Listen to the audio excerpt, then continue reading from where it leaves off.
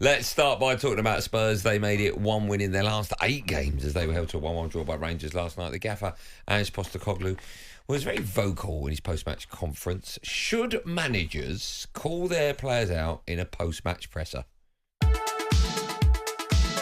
ball is played in Vega. Man! Ibrox erupts!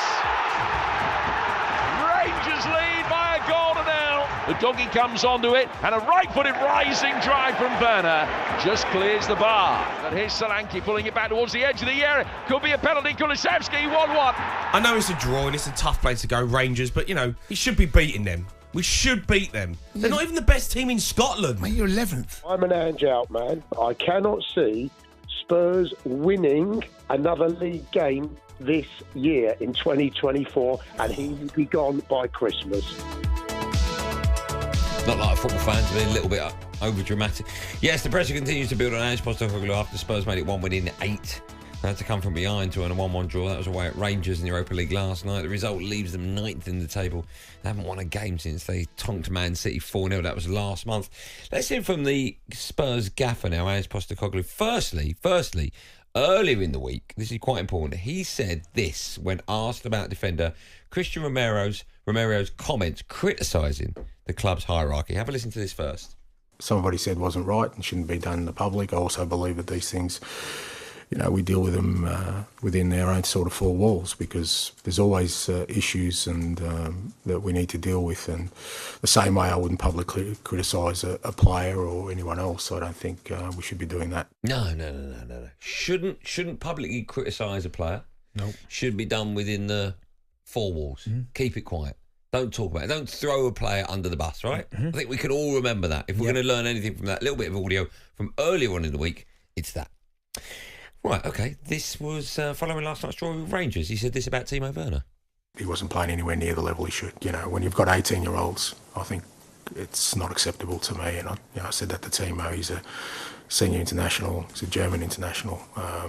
In the moment we're in right now, it's not like we've got many kind of options. That I need everyone sort of, you know, to at least be going out there, you know, trying to give the best of themselves. And his performance in the first half wasn't acceptable. What do you make of that? Firstly, that earlier in the week he said you should never do that, never mention a player, never throw him under the bus, and then 2 minutes later he comes out and he names Timo Werner and says it's unacceptable, no good. It's a little bit poor, but I mean, Timo Werner last night was appalling.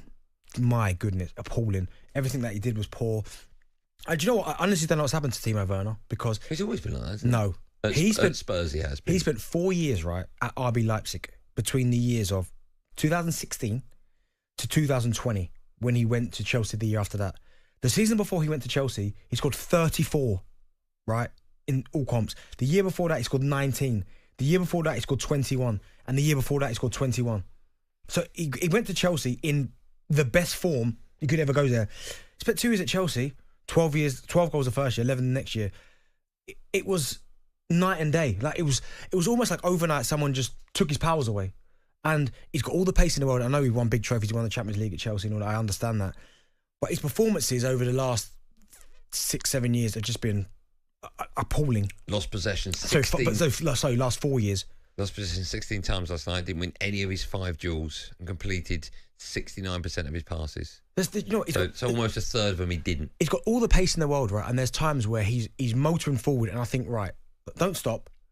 And there was an example last night where a guy got no confidence, because there was a moment where I know he was offside, but Brennan Johnson got right into the 6-yard box and the keeper made a really good save.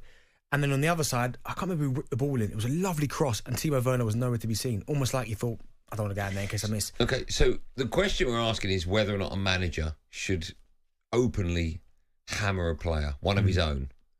Because we've heard 2 different sides of that. Well, it depends. If your performance is that bad, then I can understand why. Because he probably doesn't want to do that. You shouldn't do it, though, Benny, should you? Okay, you don't do it. But at some point, if a player is just not producing the goods, at some point, you've got to try something different. I know, but he just said 2 minutes before that, from earlier on in the week, we don't do that, keep it within these 4 walls. Nah, but maybe he's seen something from Timo. Maybe it's in training or something that he's just like, I need to get something out of this guy. Do you think it's a message to the board saying, the reason I'm effectively slagging off one of my players is because he's not good enough and you need to give me better players? I think that's part of it, and I also think it's part of a message to Timo Werner. Buck your ideas up.